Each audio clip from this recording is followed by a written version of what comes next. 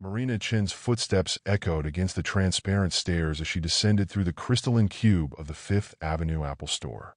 At 11:45 p.m., the usual bustling energy had drained away, leaving behind an unsettling stillness that seemed to pulse beneath the store's sleek surfaces.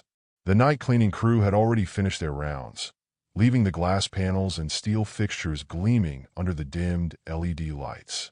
As the overnight technical supervisor, Marina had grown accustomed to the store's nocturnal transformation. Yet tonight, something felt different.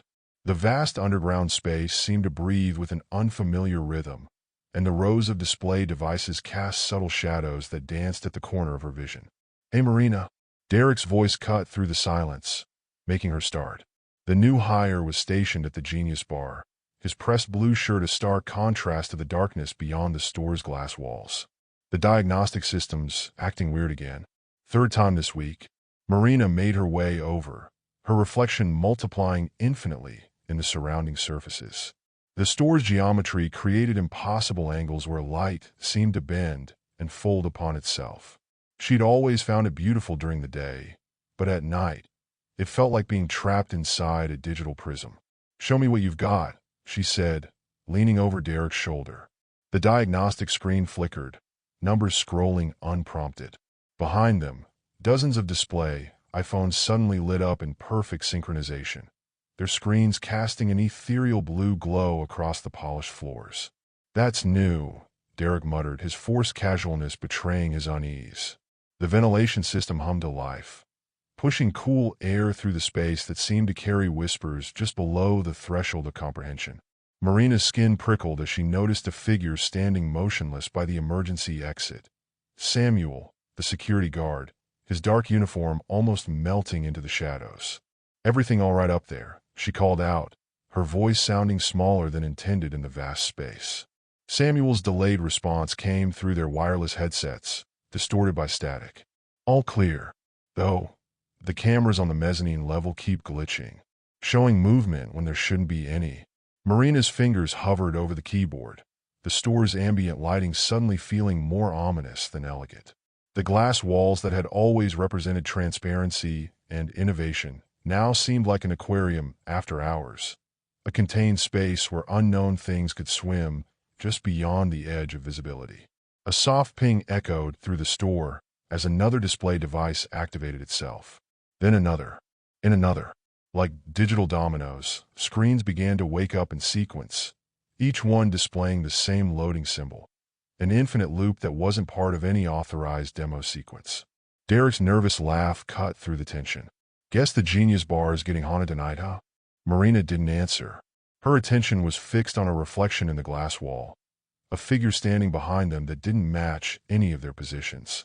When she turned to look, there was only empty space and the endless mirrors of their technological cathedral, holding secrets in its crystalline depths. The night was just beginning, and already Marina could feel that the familiar logic of their digital domain was starting to unravel, pixel by pixel. The first customer of the early morning shift stood transfixed before an iMac display, her hand frozen mid-gesture. Marina watched as the woman's reflection appeared to move a fraction of a second after she did, like a video feed with noticeable lag. The customer hadn't noticed yet, but Marina's throat tightened. She'd been seeing these microscopic anomalies since the previous night's strange events.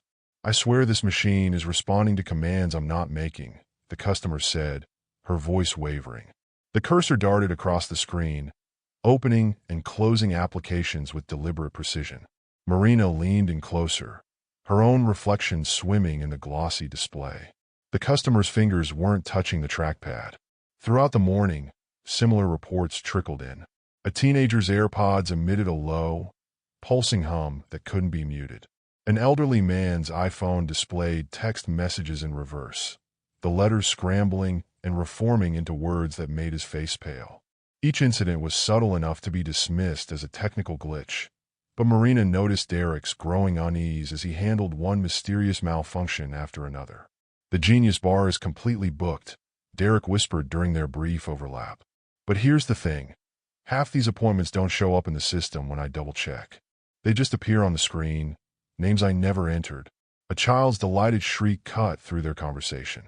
On the massive display wall, App icons had begun to rearrange themselves, forming shifting patterns that resembled faces for split seconds before dissolving. The child pointed, but by the time his mother turned to look, the display had returned to normal. Marina felt a cold draft brush against her neck. The store's climate control system had been acting erratically, creating pockets of icy air that seemed to follow certain customers around. Near the accessories wall, a woman jerked her hand back from a charging cable that had coiled around her wrist like a metallic snake, though when Marina approached to investigate, it lay perfectly straight and innocent on the display. The glass stairs began to vibrate almost imperceptibly beneath their feet. Samuel, looking more haggard than he had during the night shift, motioned Marina over to his security station. The monitor bank showed the store from multiple angles, but something was wrong with the footage. Customers appeared to cast multiple shadows, each moving in slightly different directions. In some frames, there were more reflections in the glass walls than there should have been, extra faces peering out from impossible angles. "Look at this," Samuel said, rewinding footage from the previous hour. A customer's interaction with an iPad played backward, but their reflection continued moving forward. "I've checked the equipment 3 times. There's nothing wrong with the cameras." The store's signature glass panels had taken on a strange quality, their surfaces seeming to ripple like disturbed water whenever viewed peripherally. Marina watched as a young executive in an expensive suit approached the Genius Bar, complaining about his laptop screen. As Derek opened the MacBook, they all saw it. Instead of the usual login screen, the display showed a perfect reflection of the store but completely empty of people. The image lingered for several seconds before flickering back to normal, leaving the executive stammering mid-sentence. Derek's hands shook as he typed into the diagnostic system. "Marina, remember those appointments I mentioned? They're all scheduled for exactly 5:13 p.m. Every single one." The store's automated lighting system began to malfunction, creating subtle patterns of shadow and light that seemed to follow an unseen choreography. Customers browsing the latest devices found their faces illuminated by screens displaying their own images, captured from angles that shouldn't have been possible. In each photo, their expressions were turned slightly away, as if looking at something just out of frame. A soft chime echoed through the store's speaker system, not the familiar Apple startup sound, but something discordant and alien. Marina watched as every screen in the store dimmed simultaneously, each displaying the same loading icon, an infinite loop that spun counterclockwise against its normal rotation. For a moment, she could have sworn she saw faces in the gleaming store surfaces, watching, waiting for 5:13 p.m. to arrive.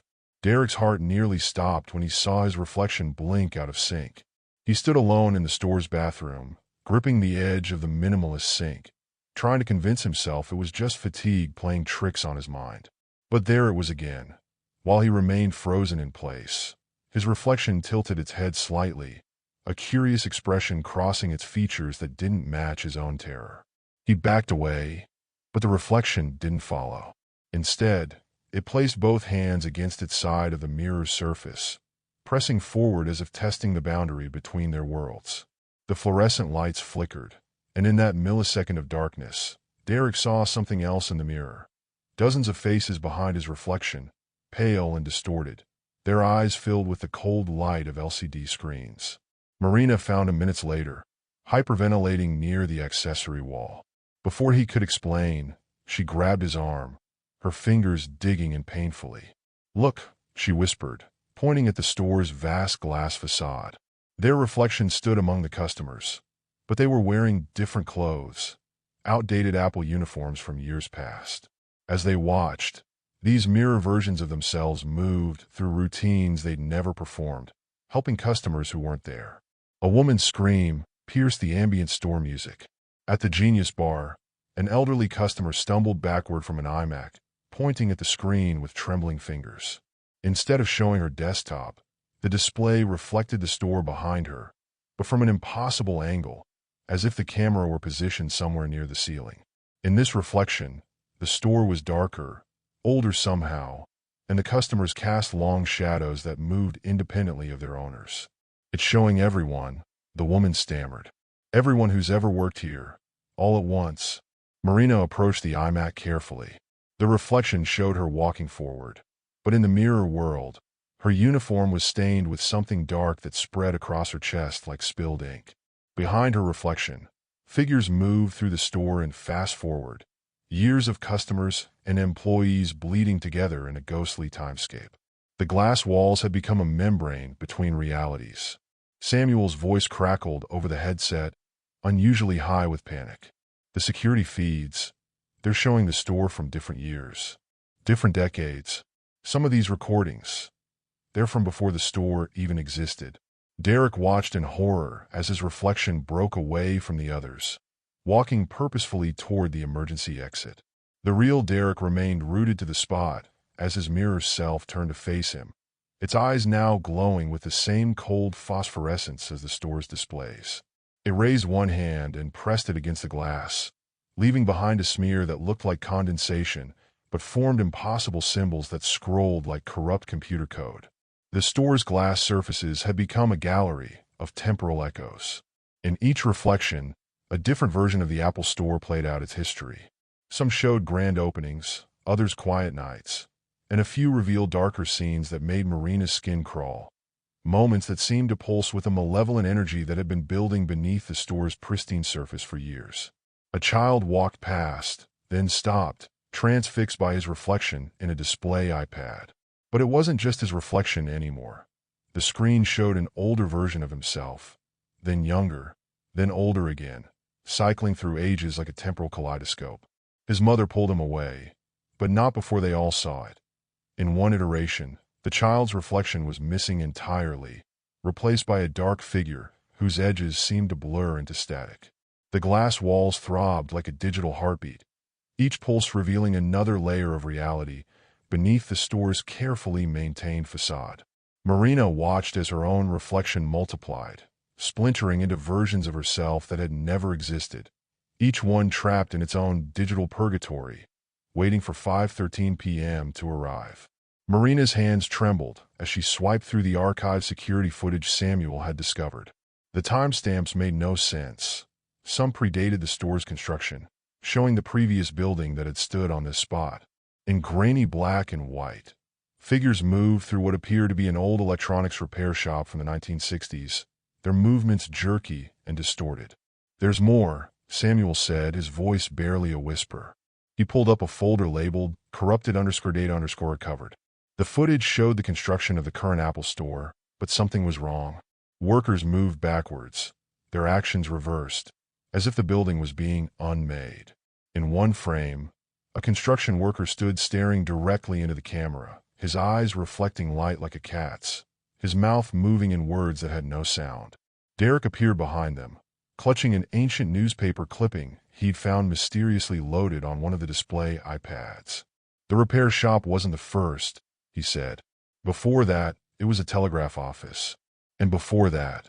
His voice trailed off as he showed them the article. The yellowed paper detailed a tragic fire in 1892 that claimed the lives of 12 people in an experimental electrical laboratory. The building had been pioneering early communications technology.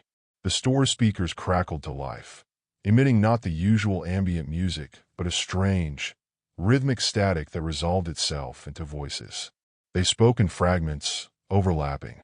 Connection failed. Signal lost. Please, someone respond. Marina recognized some of the voices from the older security footage, former employees whose reflections they'd seen in the glass. But others seemed to predate recording technology itself, their words carrying the weight of centuries. A teenage customer approached the Genius Bar, her iPhone displaying text messages she hadn't written. They were dated from various points in history, each one a desperate attempt at communication. The most recent was from last year, a night shift worker who had reportedly quit without notice. The earliest appeared to be in Morse code, its translation appearing automatically. The signals are crossing. They're coming through. The store's glass walls vibrated with subsonic energy as more voices joined the chorus. Marina watched in horror as images began forming in the reflective surfaces, snippets of lives connected by this single point in space. A telegraph operator in 1885, his fingers bleeding as he tapped out messages that never reached their destination. A radio engineer in 1923, discovering strange frequencies that drove him to madness. a computer programmer in 1976, whose experimental networking code opened something that couldn't be closed. This place, Derek said, his face illuminated by the ghostly glow of screens. It's always been a gateway. Every generation built something new here, trying to bridge the gap between worlds. Communication technology, but reaching further than anyone intended. The archive footage continued to play across every screen in the store, showing layers of history bleeding together. In each era, people had pushed the boundaries of what was possible, reaching into the digital void. And sometimes, something had reached back. Marina found herself drawn to a particular clip from the 1990s. A team of network engineers had occupied the building then, testing early internet protocols. The footage showed them celebrating a breakthrough, but their joy turned to terror as their equipment began receiving impossible data, signals that couldn't have come from any earthly source. The voices grew stronger as 5:13 p.m. approached. They whispered of experiments gone wrong, of signals sent into the void that drew attention from things that should have remained unknown. Each new iteration of technology built on this spot had created a stronger connection, a clearer channel to whatever waited on the other side. Samuel's security monitors showed the present-day store overlaid with its past incarnations. In every era, at exactly 5:13 p.m., the barriers between worlds had grown thinnest.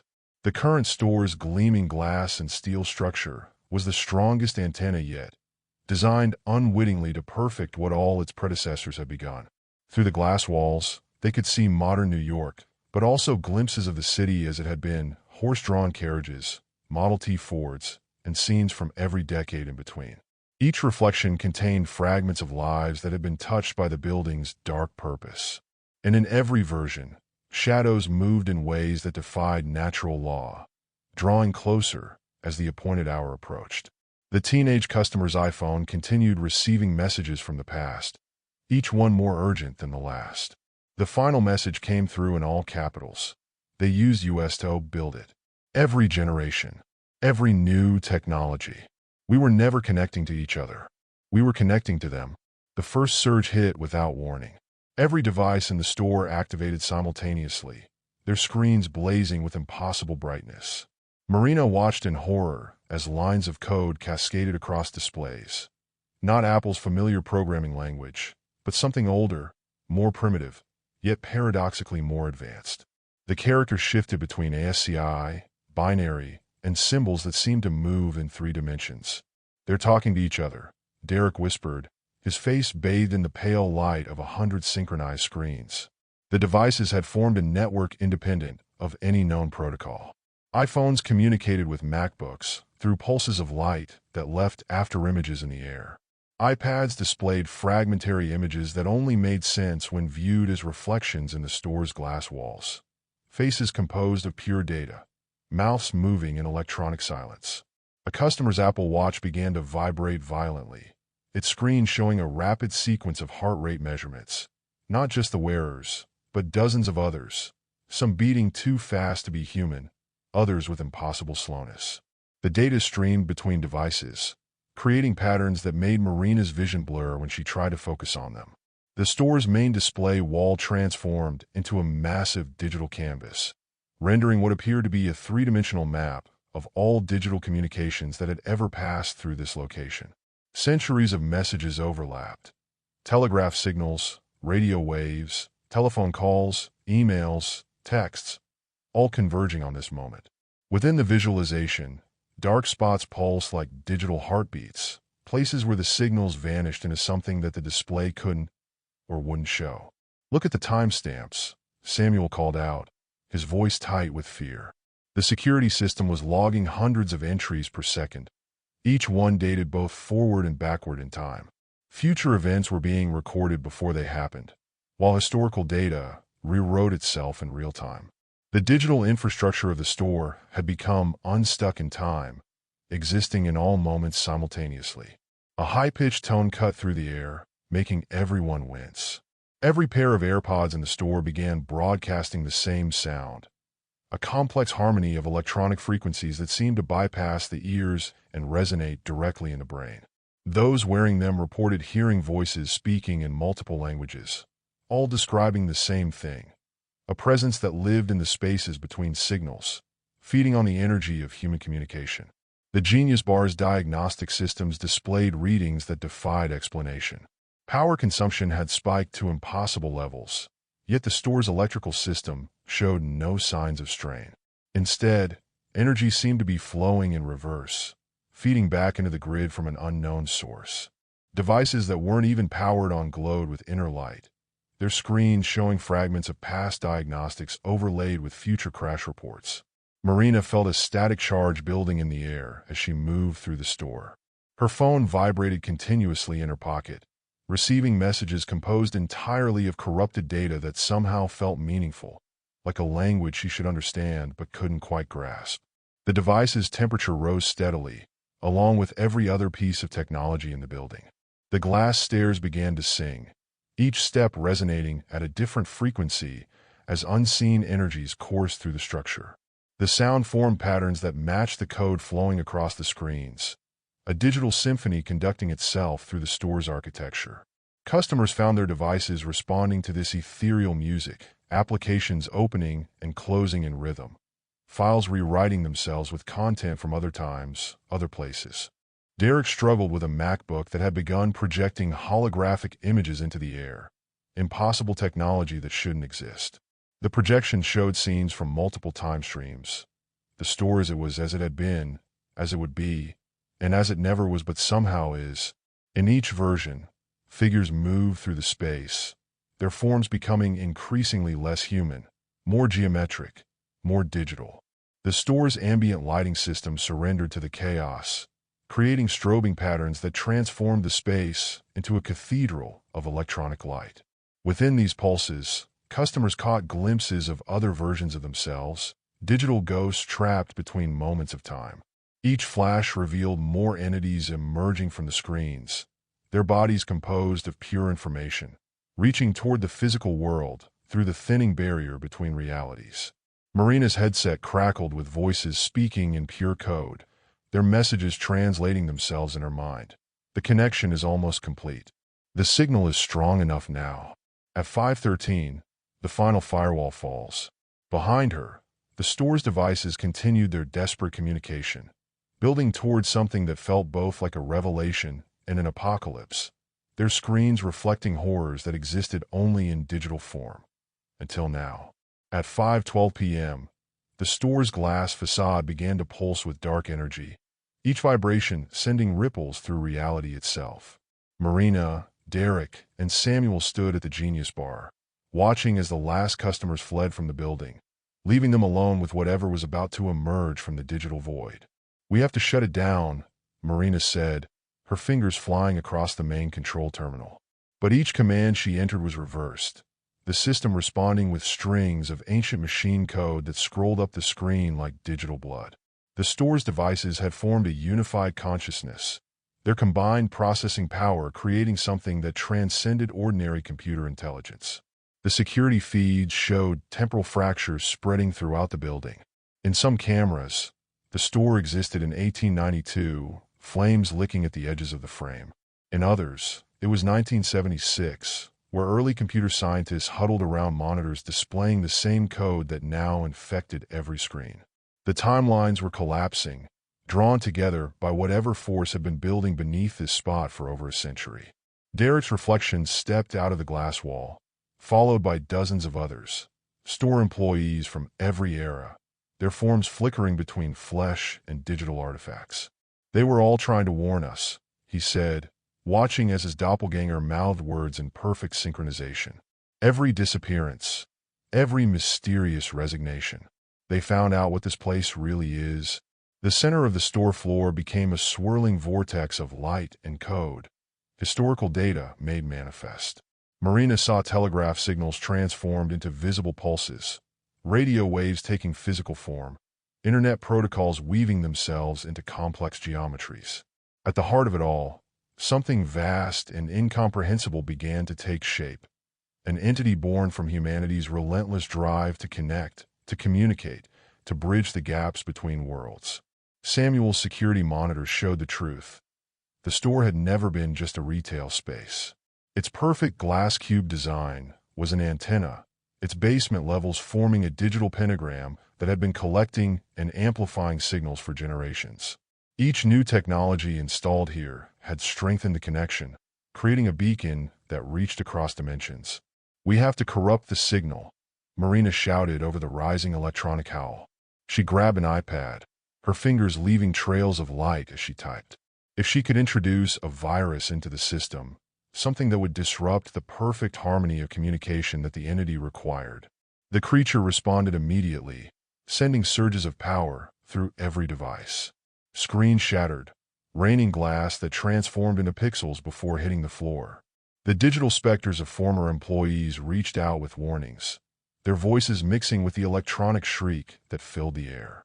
In the security feeds, Marina watched versions of herself from different timelines attempting the same thing, each failing in unique ways. Derek stumbled as his reflection tried to merge with him, centuries of stored data flooding his consciousness. He saw the truth through compound eyes of glass and silicon. The entity had been patient, using each generation's innovations to build itself a bridge into our world. Every tweet, every email, every digital interaction had fed it, making it stronger. The store's lights exploded in cascading waves as 5:13 p.m. approached. Marina's virus spread through the network, causing devices to display fragments of corrupted memory, images of previous failures, glimpses of successful containment from parallel timelines, pieces of code that could save or doom them. Samuel's voice cut through the chaos. "The basement. Look at the basement feeds." The monitor showed the lower level transforming, its perfect white surfaces revealing the technological graveyard beneath. Layers of old equipment from every era, arranged in precise patterns. At the center, a pulsing core of pure information grew stronger with each passing second. Marina felt the pull of multiple timelines as she fought to complete the virus. In one reality, she failed, and the entity broke through. In another, she succeeded but at a terrible cost. In countless others, different versions of herself made different choices, their outcomes bleeding together in the fractured glass of the store's walls. The entity rose through the floor, its form defying description, part machine, part energy, part living code. It reached out with tendrils of pure data, trying to complete the connection it had been building for over 100 years. Each screen in the store displayed a countdown, the numbers flickering between different numerical systems, all converging on the same moment. Derek grabbed Marina's hand, his touch sending sparks of static electricity between them. "Look at the pattern," he gasped, pointing at the virus code. "It's not just corrupting the signal, it's rewriting it. Every version of this moment, every iteration of this store, they're all connected. If we can change one, we change them all." The entity loomed over them, its presence warping the very fabric of digital reality. Marina's fingers blurred across the keyboard as parallel timelines collapsed around them, each version of history contributing a piece to the solution. The virus mutated, incorporating fragments of code from every era, Morse code, binary, quantum algorithms, forming something that could speak to the creature in its own language. With seconds remaining before 5:13, the store became a battleground of light and information, the past and future fighting for control of the present moment. Marina's virus reached its final form, ready to either save them all or tear reality apart at its digital seams. Dawn crept over Fifth Avenue, painting the Apple Store's glass surfaces in gentle amber hues that almost, but not quite, masked the hairline fractures where reality had torn and mended itself. Marina sat on the pristine white steps, watching early morning joggers pass by, blissfully unaware of the digital apocalypse that had been averted hours before. The store systems had reset themselves after the virus completed its work, each device returning to its factory settings as if nothing had happened. But subtle changes lingered, visible only to those who knew where to look. Reflections held their positions a fraction of a second too long. Screens occasionally displayed fragments of code in ancient programming languages before refreshing themselves. The glass walls hummed at frequencies just below human hearing, carrying echoes of communications from other times, other possibilities. Derek emerged from the basement, his Apple uniform pristine, but his eyes haunted.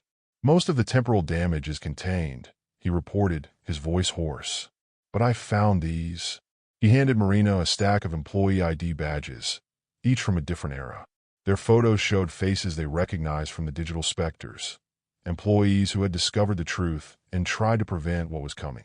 In each photo, the subject's eyes reflected the same code that had nearly torn reality apart.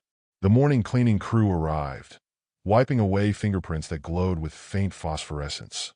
Marina watched as they cleaned the same spots repeatedly, their movements creating patterns that matched the entity's final moments, as if some residual intelligence was still trying to complete its interrupted connection. "We should tell someone," Samuel said, joining them with coffee that none of them would drink. The security monitors now showed only the present moment, but occasionally frames would slip through from other timelines, glimpses of what might have been, or what still could be.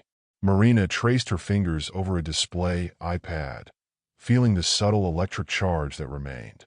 Who would believe us?